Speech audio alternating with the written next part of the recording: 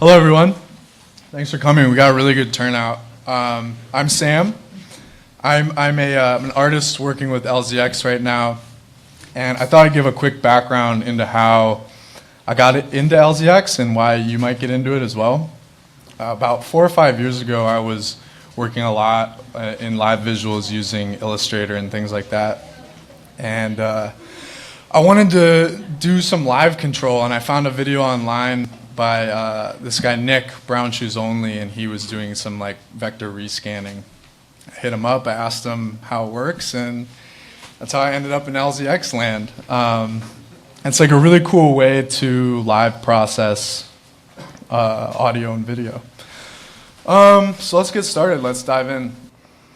So we'll take that same triangle, unsync it, and throw it into frequency. I think we're still synced. Okay. So now, depending on how much of this we add to our shape, we can modulate the frequency. So now we're modulating the frequency, or essentially how much the shape is these bands are being multiplied. Another thing we could do is throw it into the phase, which I think looks pretty cool. What do you think? Should we keep it there? Yeah. Yeah? We're building this patch together. So another thing to note, what you can see is when I tweak the gain or the multiplier or the pedestal on the prismatic ray, this affects the actual signal that's coming out of the prismatic ray and going into the staircase. And the module that I have up on the raffle is Liquid TV, and it's really nice to be able to see things like this. I hope everybody can see this output.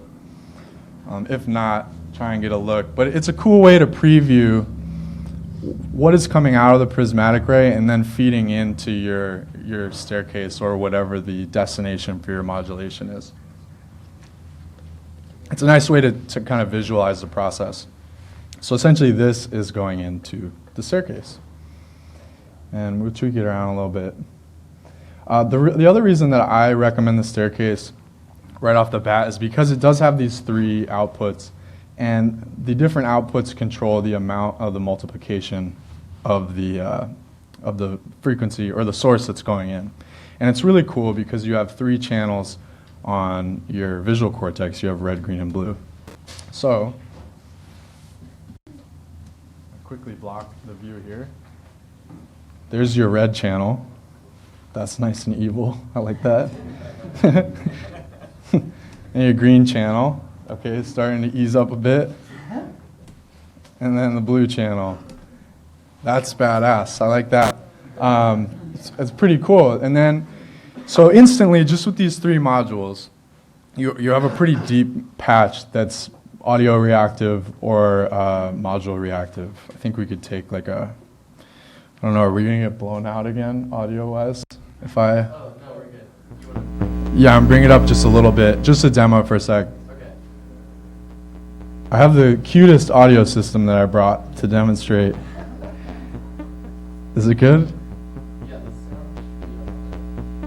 Okay, we've got, I apologize for my audio, I'm not very good at it. Okay, cool, so we've got some of the CV, I'm feeding the CV out from the sequencer into the bridge. We're getting the bridge in a little bit, but it's really useful for syncing your audio to your video. So we can take the CV from that. Let's see, let's plug it into, I'll bring it back into the staircase.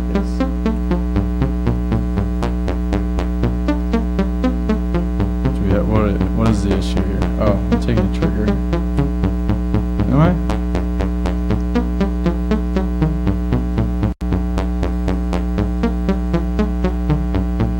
Ooh, that's some funky noise.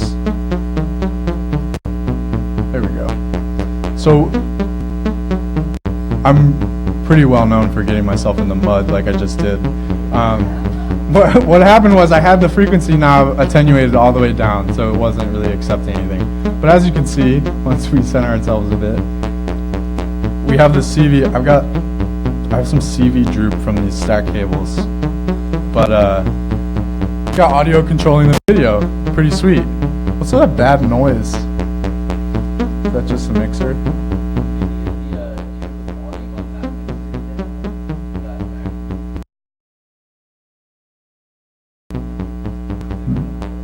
Slow. Oh, sweet.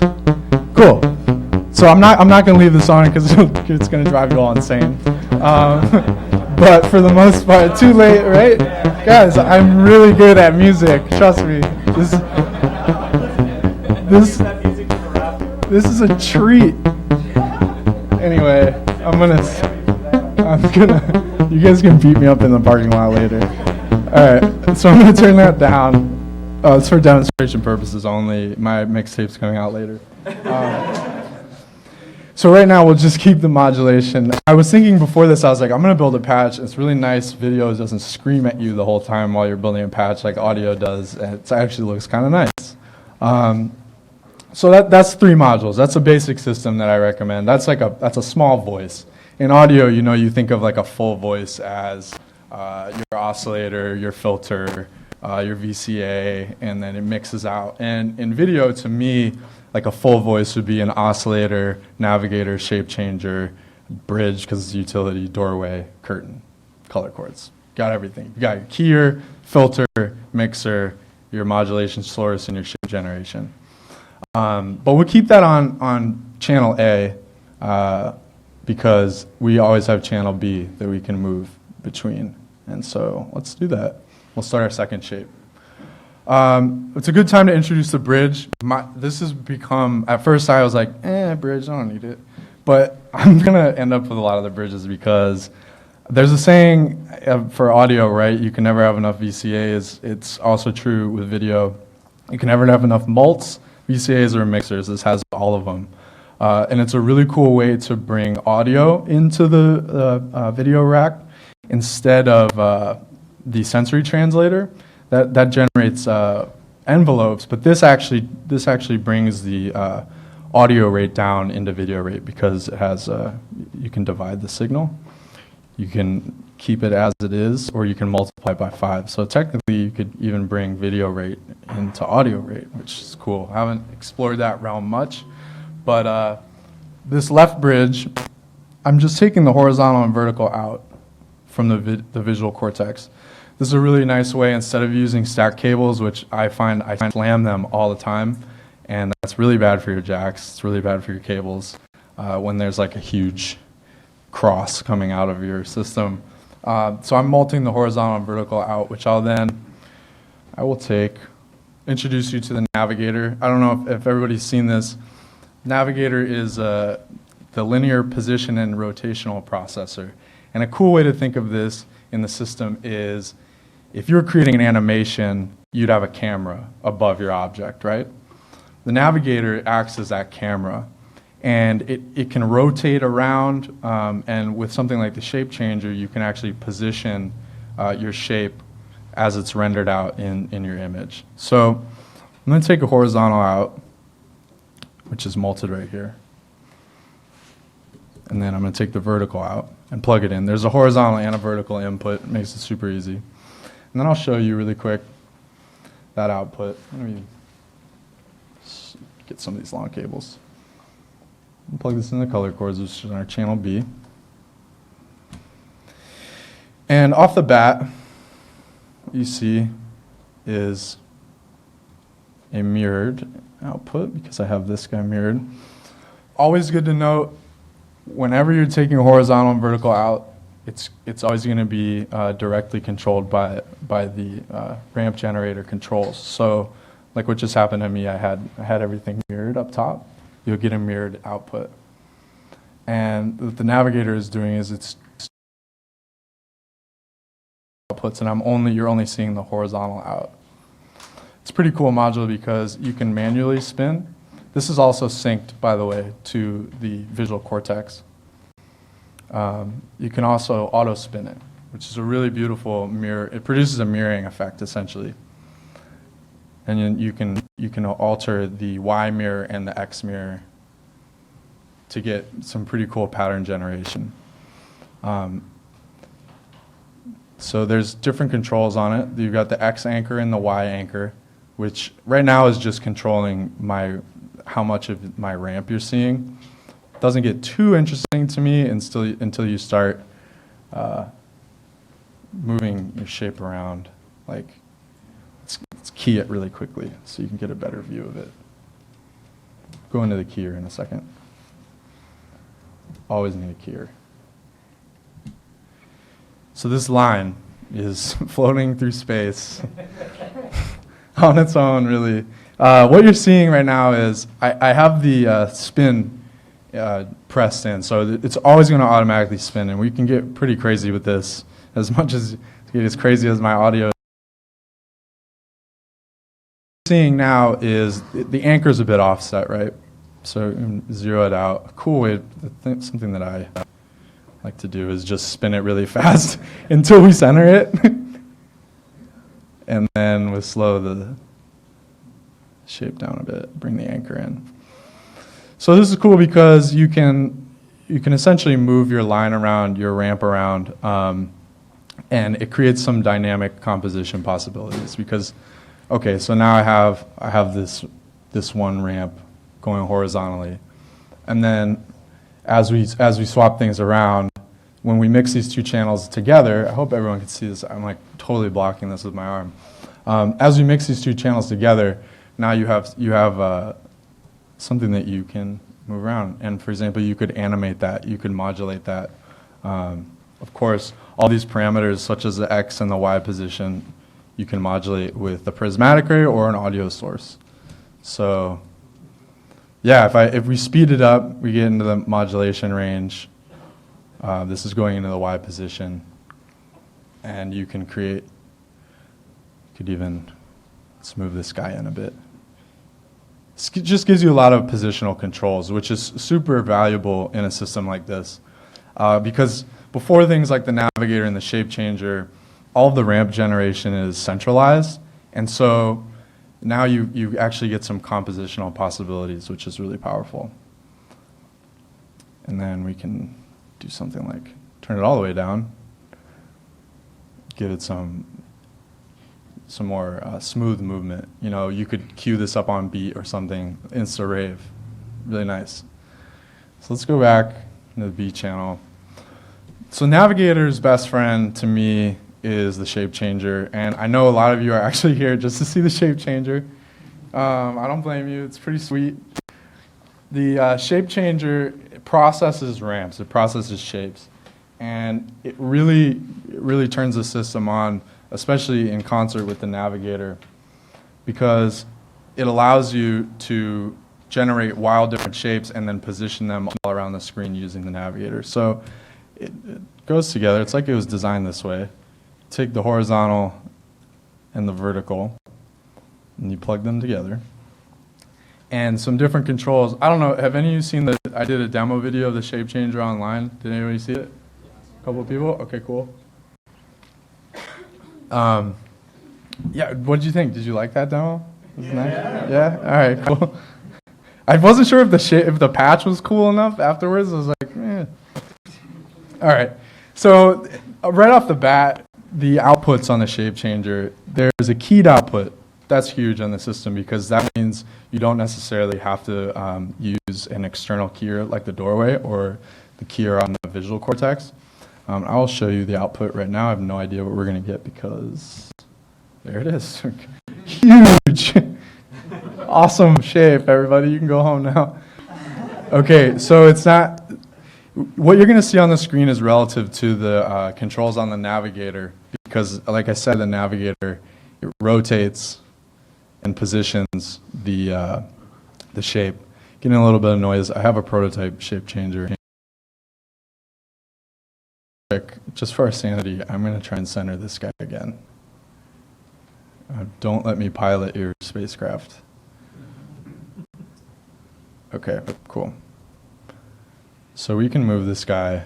It's really nice. You can move it just about anywhere, controlling the X and Y position on the Navigator. So that's a keyed output. So you instantly have a keyed output, which is great. There's also the normal shape output, which you'd see, let's make this guy a little bit bigger. You'd see from combining some ramps. Other control, you also have a horizontal and a vertical out. So you have 4 outputs from just this one shape changer, which is really useful because you can pipe it into all different areas of the system, which we'll do. But first, we'll keep the shape output. Other things on the modular, width and height and the size and ratio. So right now I have the width and the height, and this guy let's rotate it into a nice rectangle. The width and height, as you can see. And then you can also change it into the size and ratio, which is a little bit more extreme because you're dealing with the actual ratio of the shape. Okay, so another thing. You have the curve, which controls sort of the contour of the shape. Circles. This is huge for some of us that have had LZX for a while. Previous to this, it was a real bear to try and create a circle. But this isn't the best circle I've ever made, but you can get pretty precise circles. Previously, you had to mix a ton of different oscillators and things together to get just about a lemon is what you'd get out of it. And so it's really, really cool to be able to see this. You can, of course, invert that and get some star. What is that, star, I guess? It's pretty cool. You can also then control the symmetry, which is great for rectangles. I really like rectangles as a compositional tool. So you've got kind of the height and the width symmetry there. There's also X and Y controls, so you can individually skew those different, both the curve and the symmetry. And I'll zero those out, but it's pretty neat.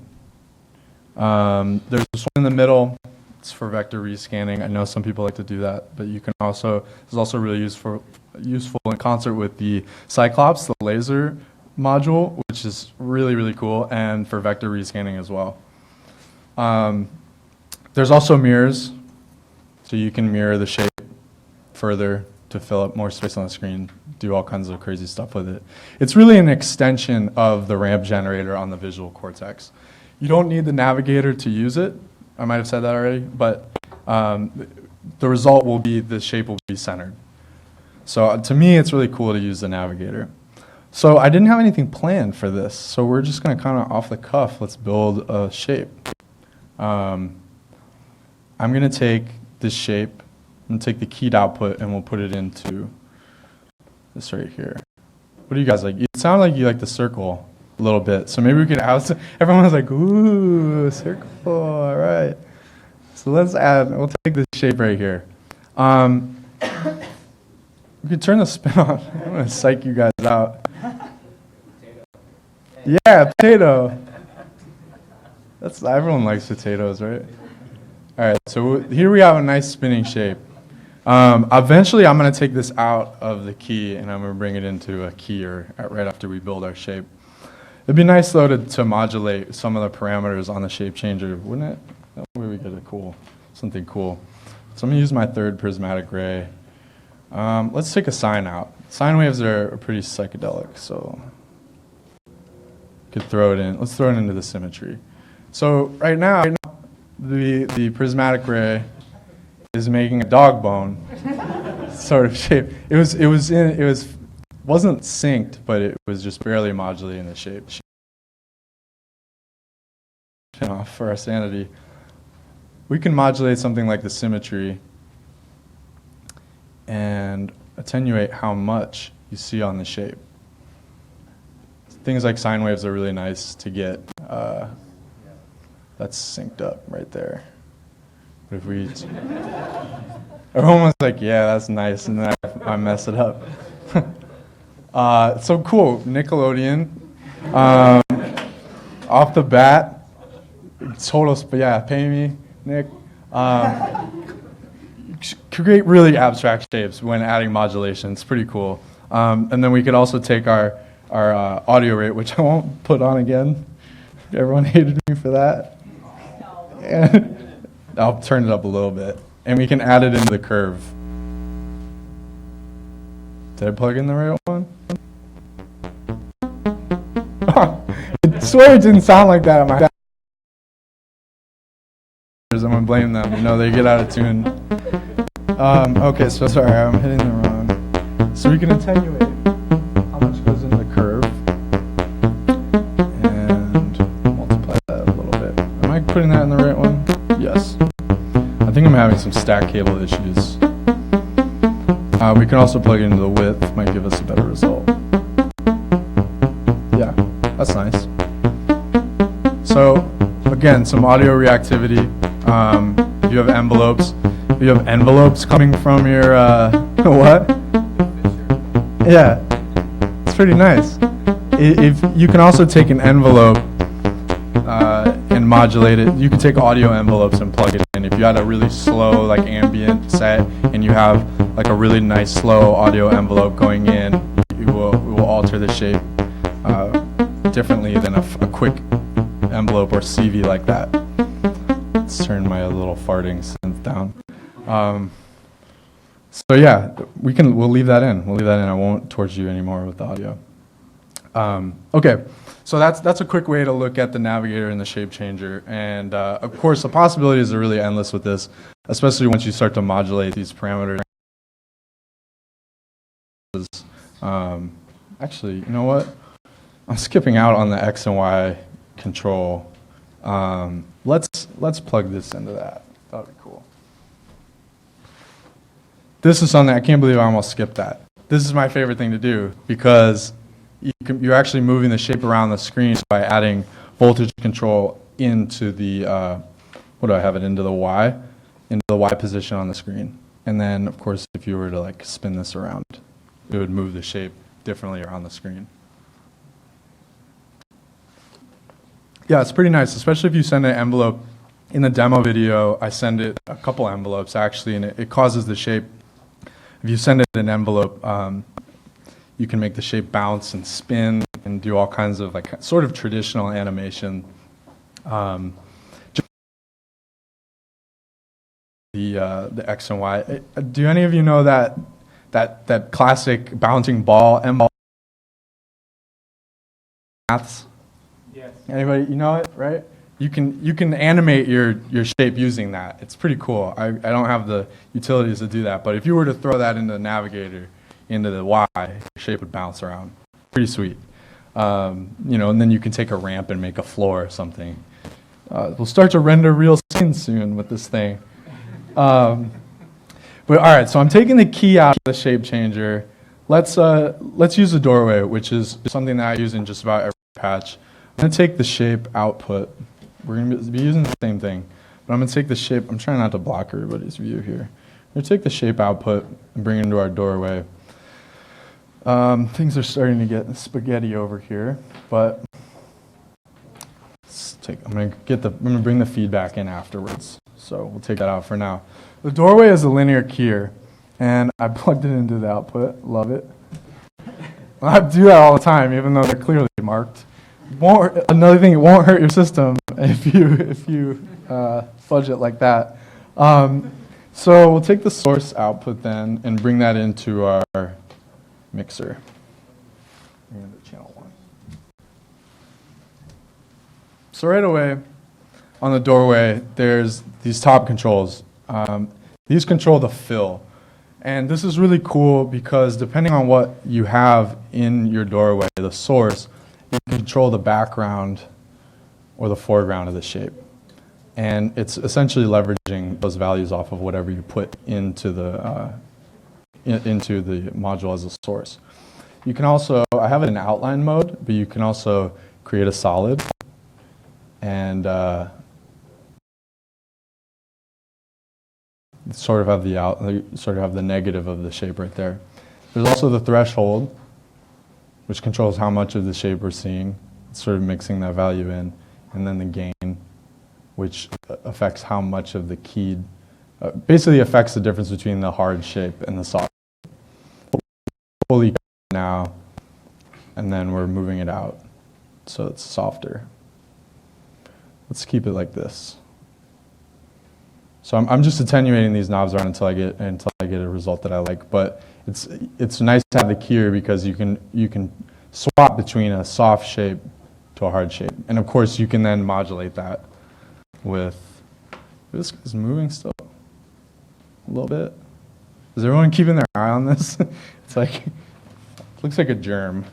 We've trapped a germ.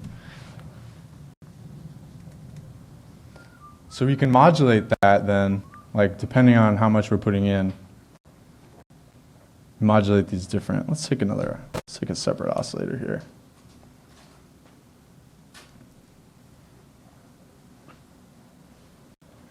And then turn our gain down. So essentially we're modulating the difference between the hard key and the soft shape. What's causing it to skip into space? What kind of wave is modulating the circular motion? I have a CV voltage. It's quantized, and it's coming from the audio sequencer, and that's why it's skipping around. There's no slew on the CV. Where did I have it? I had it on the YVC. But yeah, if we were to take something like this voltage that we're using, we can move it around. We got all kinds of things. If we slowed this, I don't have voltages like that. Yeah, I don't have anything. I don't have any slewed output, but you can see it kind of jumping off screen. So the keyer is like it's an important utility piece. It's not necessarily the most glamorous thing, but it's really nice to be able to control the key of your shape.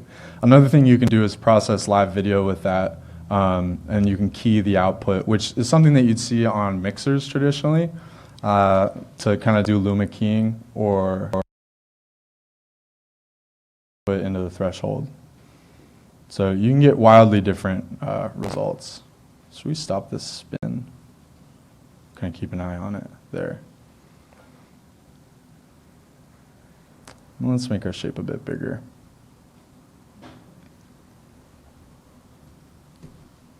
Okay. So I'm going to make this a bit more tolerable. If we sync these shapes. Yeah, I like the feedback because we're building this together, like I said, guys. Okay, so if we key something like this, it's a bit easier to see something like that. Let's build this out a bit like that. Okay, so now that we have the shape built with the doorway, there's something else that we can do, and we can run this shape through something like the curtain, which is, let's make this a little bit bigger. Okay, something like the curtain, which is it's a high-pass filter, and what that means in video terms is when you send a signal into it, there's different edges from the video signal, and depending on where this shape knob is, it'll catch different edges of the shape. And a quick way to show you that, I'm going to bring this out and pull the doorway out and put it into the curtain. And we'll filter this. So depending on where we have that knob, essentially what we're doing is we're picking up an edge of the video signal, and then we're smoothing out the other side of that edge. So Spooky. It's spooky, I know. It looks like something ripped our screen open. Yeah. Yeah, so it's a filter. It essentially cuts certain ranges off, just like an audio filter. And of course, there's a lot of different ranges. The width and the blur of the filter, which you can all modulate as well. Let's bring this shape up.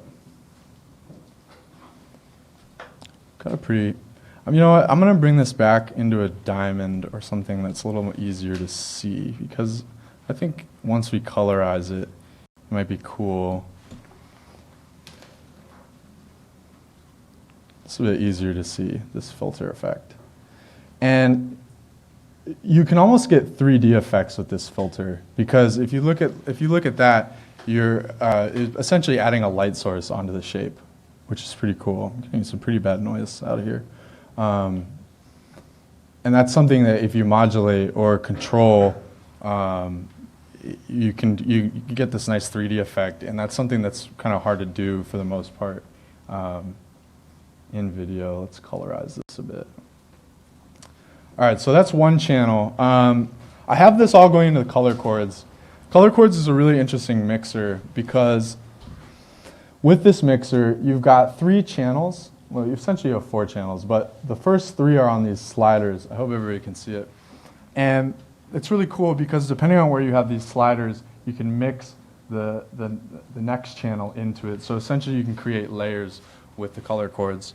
And I'll show you by taking another output from, let's take like the horizontal output out of the shape changer. Use a shorter, I'm running out of shorter cables. Out of the shape changer, and I'll key it and put it into the second channel. So now, depending on where the first channel is, you can see this layering happening. These are both being rotated. Since they're all coming out of the shape changer, they're both then being affected. But we can, depending on how much of this we're letting in, you can sort of layer. So now that I have this all the way down, I'm letting the second channel through. If I have it all the way up, sort of moving the second channel out. It's a really cool way to layer shapes. And then, of course, as we cascade down, we get more and more shapes. So let's take, for our third and final shape, the output of a prismatic ray that's vertically synced, and I'll demonstrate that. Third channel. So there's 3 channels. Of course, these are all independently colorized. So first channel is blue. Make the second channel reddish, and the third channel green. And then we can move these channels around, blend them. These aren't VC controllable, but the sliders are like a really nice way to sort of build a scene out of those things. So then, yeah, that's 2 patches. So now if we go from A to B, we can also then control these even further with the ramp generator. Now we have A channel, B channel. So what I like to do is, when I'm patching at home, like take these 2 channels then and modulate them using either a key. Well, we'll build a little key. You can take the shape output. Oh, you're just not long enough. Guess we'll use one of these guys. Take the key output. Sorry. What I'm going to do is take the ramp, one of these just normal ramps, and put it into the key. And so now, since I have the contour or the mirror selected, we're just creating a key right here. So you can then create a wipe, which is something you'd see on a standard video mixer. You can control that wipe with the slider, or another thing you could do is you could take the keyed output from the shape changer and key some of your pattern out, which is really cool. And depending on where you have those selected and your shape, as we change the shape, then we'll actually alter the key. Like I said, the visual cortex is super deep. It's really cool to be able to do those things, but it's a little more fun for me to take a key out of the ramp generator, and then we'll take I have a kick. Are we on audio-wise? Okay, so there's a kick. You take the trigger from that kick, and every time that trigger, I have it molted down on the bridge. Every time that trigger activates, we'll essentially move that key. So it's a really nice way to get some control from our audio onto our patch and swap between A and B. We can also, of course, invert that key, further colorize, and then we take our audio, that lovely audio voltage that you heard before, and send it into something like the Y control. swap those around. And of course, the ramp generator, these, just from flicking these around, you get wildly different shapes. Yeah. So that's a voice and B voice. There's a few things I didn't go over, like the VCA faders. So, how are we doing on time? Where are we at? 8:16? You guys want to see a fader? Okay. Let's turn that down. I swear that sounded so much better at home, you guys. Just slap some reverb on it, maybe. That was it.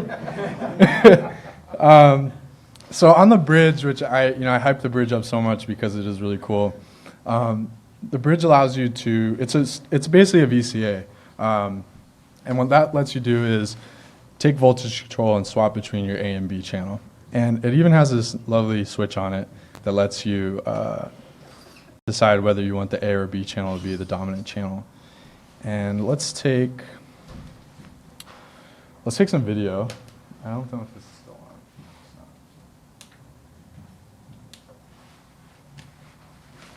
Let's take some feedback. Everybody likes feedback, right? Okay. So I'm plugging that in. It's cool to note this is a component input, but you can take a composite into it, and it'll just cascade down. So that makes things a little easier, backwards compatible. So I'm going to take the output from that and put it into channel A. And then let's take our shape output that we had in our key and bring it into channel B. And then we'll take the output of this VCA and bring it back into our source. I believe that's where we stole it from. We'll find out in a second. And then, is everyone following? We got A channel from our camera, and then B channel from our shape changer. And if we modulate, if we send a voltage into that, we can swap between the two. So it's kind of slow because we're still triggering it. But as you can see, it's quickly swapping between the two. I'll slow it down a bit. So you can auto fade essentially between your two sources. This is really nice live in a setting where you have multiple different sources that you want to then mix down into an input like the keyer. And so we got some funky green going in there. I'm not a huge fan of funky green. So that's a VCA, and of course then you can take, or you could take a voltage from an envelope or an audio voltage, and every time a kick hits or something like that, it swaps between channels. So it's super useful. I don't think that you can have enough of them in a system. It's also really interesting to mix different modulation sources as well into a shape. And then the mixer below it is a standard mixer. It's got two positive inputs and a negative input, and that mixes things down. I think the only other thing I didn't go over is the color space mapper, which I think easily enough I could swap this first channel over. So the color space mapper is an alternative to the color chords, and essentially what the color space mapper does is it operates instead of red, green, and blue, gives you hue, saturation, and brightness controls. And that gives you sort of what I like to call predator vision, which is sweet. It gives you some, it's gotta be cool, right? So I am essentially taking the red, green, and blue output and mixing it into the color space mapper. Although in this case, we've got the 1, 2, and 4 output from the staircase going into this. So I had that all attenuated down, but what you've got is the hue, saturation, and brightness controls. So this is the old version of the color space mapper. The new mapper, I believe it has a negative switch on it and a few other doodads, really cool. But the older one produces a similar palette. And this is a great module to instantly colorize your patches. And so we have the hue controls, saturation controls, and the brightness controls. And it gives you an alternative color space to just red, green, and blue mixing. And some of the possibilities are pretty fantastic on that. So as you can see, red, green, blue. I did not do a very good job with this though, so that's really on me. Red, green, and blue mixing is really cool, but it's also easy to muddy up like that. But being able to swap between the two color spaces on an A channel and B channel is really nice. Can you get that same brightness from the visual cortex? Yeah, absolutely, absolutely. It's all down to color mixing, really. You won't get the same amount of saturation that you get out of the color space mapper because you're essentially working in two different color spaces, but the overall brightness output is about the same. Nothing's modulating the mapper. Okay. Just my hand. Yeah, there's no modulation sources on it. So it's definitely a by hand thing. I don't know on the new one. Can anyone see over there? Is there CV input on the new mapper? I don't believe so. One thing you can do is send a control voltage into a mixer. So if you were to then mix this down into something else, and that would then modulate the source, but it's going to be pretty extreme. It's a nice thing to be able to modulate by hand because the variance is so huge. But yeah, so this is a basic system, and the two. So we went through sort of a small beginner voice and then a larger full voice. Two things I didn't go over either that I know some of you have is the sensory translator and the passage. And the sensory translator is a audio to envelope module. Someone asked me about that earlier. They have one in the demo system over there. And essentially what it does is it takes the audio signal, breaks it up into its frequency range, and then generates envelopes depending on that different frequency range. And the passage is a small summing mixer, which is really useful for mixing ramps or control voltages. I'll get one into the demo system next time. I got some case issues, but yeah, so that's the system. Does anybody have any questions? A clap, thank you. Yeah.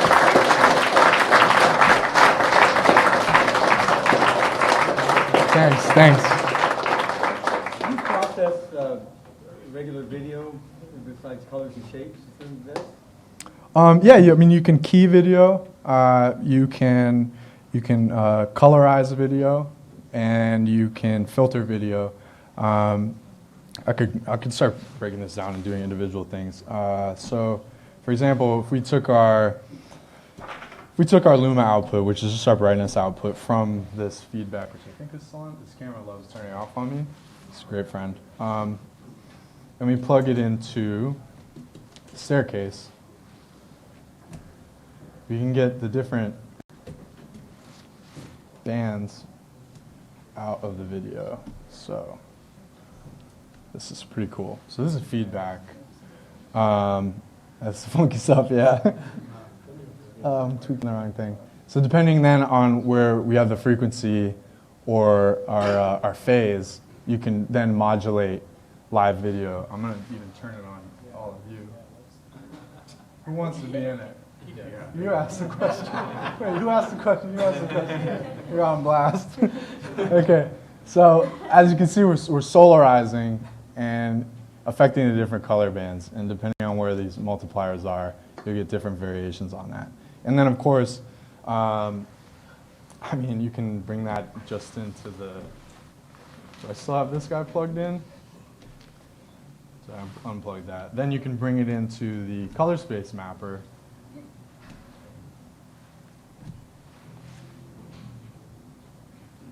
And get, like I said, predator vision. You're getting hunted down right now. So yeah, there's a lot of different things. And then of course you have a basic keyer that you can modulate, and you can send different shapes and modulation sources into.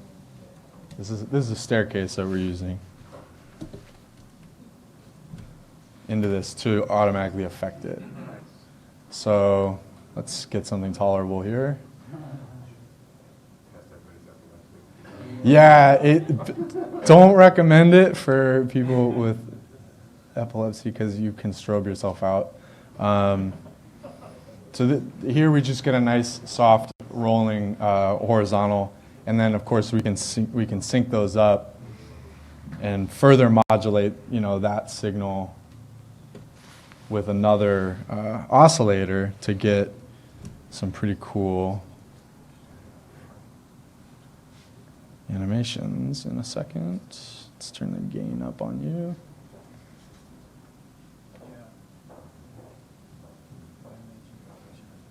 Get all of our controls up.